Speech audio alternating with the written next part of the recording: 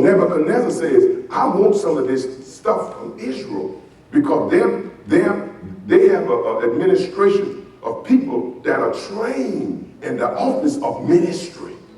How to wait on the king. That's a ministry. Anybody couldn't wait. So what he's doing is he's telling his boy, go and search out certain people that are perfect in their stature, not defective or nothing, that they may learn the office of how to minister to the king. God Almighty. So that's what we're picking up the story. Okay, go ahead, bro. Young men without any physical defect. Yes. Showing aptitude for every kind of learning, well informed, quick to understand, and qualified to serve in the king's palace. Good God. Did you see the qualifications he put on these people? They had to have good understanding. Wow. In other words, listen. You cannot perceive that they're ignorant. You got to be able, there got to be something about their makeup and persona that says that this person looks like they're sharp, and they got to be quick to understand a certain temperament. Because why? You can't have people going off. Every time you turn around, I mean, like, and y'all know I'm telling the truth. I mean, and look like they're mad with the world. I'm listening to qualifications. Wait, it's gonna get a little bit better. It's gonna get a little bit better. Okay, before I have to really explain, put into it. So quick to understand. Go ahead on. He was to teach them the language and literature of the Babylonians. They had to have the aptitude to learn another language quickly. Because they ain't going to be speaking in Aramaic and Hebrew. They're going to have to learn the language of the Chaldeans. So that means they got to go to school. Okay, go ahead on. The king assigned them a daily amount of food and wine from the king's table. Yes. They were to be trained for 3 years. You mean tell me I just can't pick somebody out and put them in there? You mean tell me I just can't say, I'm willing to, okay, you just come on and serve. No wonder we can't get nothing right. Even though they met the qualifications, we see all of this, they got to have a minimum of 3-year training. So in 3 years, you got to learn the Chaldean language to perfection. You got to go to school every day to learn all that is necessary and have the aptitude and temperament to be able to do that. Because why? They are ministering to the king. And Nebuchadnezzar understood that this is what they did in Israel. And I want this to be done in Babylon. I'm going to implement that system. So he wants the same people that are anointed with that kind of on them, that can learn all that, who can minister, great temperament, artisan, skillful, anointed, brilliant, quick to learn, even tempered. All these are qualifications. And then you got to go to school. Training for 3 years. I'm going to say you're going to get better. We don't went to verse 7. Wait, 7.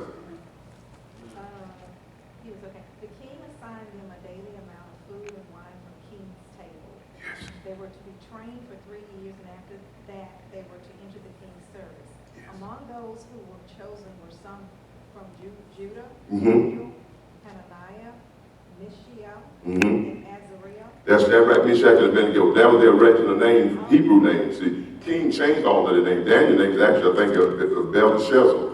So he changed all of them and gave them Chaldean names. But those were the Hebrew names. Okay.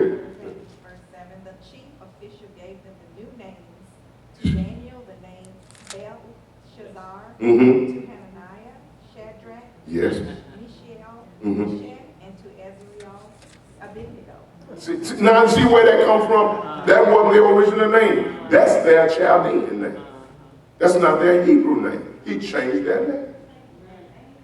See, we have, and as much as we done preached Shadrach, Meshach, and Abednego, we ain't never covered what their real names were. Hebrew, that's their Chaldean, and Daniel. So tell me this, why do we call Shadrach, Meshach, and Abednego their Chaldean name, but we call Daniel his Hebrew name. Because his name was Belteshazzar. I think it's Belteshazzar. Something I better get her. Belteshazzar. Okay. So we call Daniel by the Hebrew name, but they call the rest of it by the Chaldean name. So, but the book of Daniel is Daniel's name, but that's actually his name. But we have not even dealt with that enough to tell you what their real names were Hebrew-wise, and that how it was changed, because we don't spend time to teach it to learn it. Do you think Daniel, when he was in the lion's den, when he was named Daniel there? No, the king changed it. We just called him Daniel. But when they trained him to become one of the king's Yeah, helpers, he was called by that he name. was called by the child. Yeah, right. He was called by them. Since it was written by Hebrews, they called Daniel, since he was the key prophet, they called him by his Hebrew name, Daniel. But in actually in Babylon, he was only called by his Chaldean name. Yeah, only called by the Chaldean name. Okay, quickly, stay right there, Sister Sadly. Go to, read verse, see you in 1, go to 7. Okay, go to 17 and read 17 to 20. Verse 17 to 20, same chapter, just 17. That is again, who gave it to him? God. So in other words, through all that training and everything else, and they went to school and all that, but on top of all of that, God gave them the spirit. He consecrated them. Even though they were in Babylon, he still sanctified them for the work that they were going to do. He consecrated them to this work. That's why they stood out. Now, Marie, I ain't going to cut you off this time. Go and read the rest of it all over again. God gave. I said I wasn't going to cut you off. I'm sorry. What did Paul just pray for in Ephesians? That God would give you the spirit of wisdom and revelation and the knowledge of Jesus Christ. Isn't it the same that he asked? What God gave them, is that not what Paul asking for the New Testament church now? That we have the same thing upon us? It's necessary to minister before God. Okay, this time I'm really going to let you all the way to chapter 20. I ain't going to say nothing. At the end of the time set by the king to bring them into his service, the chief officials presented them to Nebuchadnezzar. The king talked with them, and he found none equal to Daniel, Hananiah, Mishael, and Azariah. So they entered the king's service in every matter of wisdom and understanding about which the king questioned them. He found them 10 times better than all the enchanters in his whole kingdom. And Daniel remained there until the first year of King Cyrus. No, but until that king passed and went to other kings, he was still there. He found them 10 times wiser. Why? Because they had something that the astrologer, the soothsayers, and the divines didn't have. They had the anointing of God on their life. There ain't no substitute for the anointing. See, the rest of the astrologers, they had gifts, but they didn't have the anointing. Daniel and all of them had gifts, and on top of that, God gave him the spirit of wisdom and knowledge and revelation where he could understand dreams and visions and quicken. Oh, my God. That's why I go back, God say, everything that got to deal with me got to be anointed. Because if my anointing is on it, they're going to be 10 times wiser than everything else around. That's right.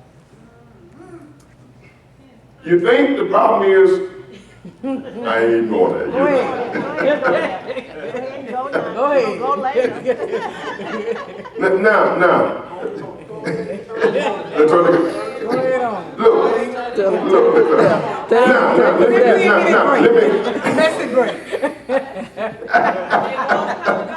They won't learn nothing. And so here's what God is trying to give them, the spirit of wisdom, revelation, and anoint them to minister.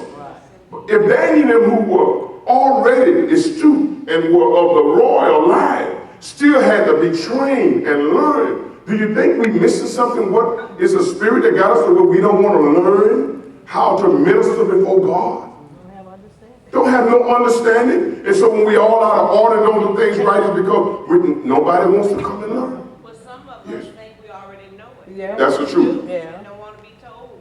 That's exactly right. And so I can't disagree. You're so right. Because even though they pulled the Hebrews out of Israel, when they got into Babylon, they had to be retrained in the Babylonian way. However, he still wanted the most gifted ones and go to school so they could be trained in the Babylonian way to implement that same kind of ministry. that they did in Israel, but they still had to be schooled in the Babylonian way.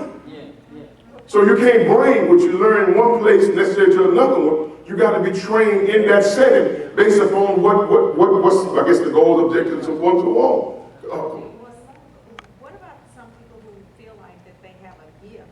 Mm-hmm. They just, I guess, picked up themselves, and you don't feel or sense the anointing of God upon them, but they, I'm anointed and God anointed me to do this, and I do it I know. myself. It's just about the chaos. It is, and Paul held all of that about it. He gave orders. What are you saying those people? Because if you try to tell them that, That's in trouble, you're right, you got to walk. And then they want to pull you in with them. That's right. And they end up with a spirit of confusion and everything. You're so right. And that's the problem. It's a lot of the problem. Because they don't want to submit to the authority here that they were set in place. Daniel had to submit to all of that and learn that it's like, I'm just anointed on my own. Don't answer nobody like you said, and I'm just anointed. And here's the thing. I don't even question the fact you're anointed, but there's something still wrong with your spirit when you don't want to submit, because remember, one of the requirements that the king said to the guy who's evaluating them, look at their temperament. See, do they have the temperament that they can honor authority? Are they quick to get angry? See, that goes back to what you're saying. Evaluate their temperament. See and so those things, a lot of people, what you're saying is so true. Because if you tell them, baby, okay, maybe you're anointed, but you need to sit for a while and just perfect your gift. Come and learn. Nobody gonna tell me what I know. So based on that, what they're saying is you're not qualified to serve in administration here because your temperament is not correct. And we got to stop doing that and putting them in place, because they ain't got the temperament, they run everybody else. Because the temperament, they even had to have the right temperament. And some folk can be anointed, but just don't have the right temperament for the contact that they're going to make with people. And it end up doing damage. So they're arguing about their anointing, but there's something else that's got to go with their anointing, which is why we read all that about evaluate their makeup, their mindset, their temperament, their personality, and see if these things are intact.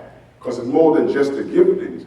Because your gifting can draw people, but your gifting can drive everybody away too. Yeah. I've seen some of those gifted people can be some of the most nastiest people. Yeah. The gift is true, but that temperament is so nasty. I'm gifted, I know I'm gifted, and I don't speak to nobody. Nasty. Because they're gifted. You see, wrong temperament. It messes up the gift, misrepresents who God is. It takes away from it. Now, read yours, Proverbs 18 and 16, and we'll stop right there. I didn't get to the New Testament. I'll get done next week. We're going to get Proverbs 18 and just verse 16. No, I'm sorry. Proverbs 18, 16. Yeah, 18. Okay, that's it. Giving a gift can open doors. It gives access to important people. God Almighty.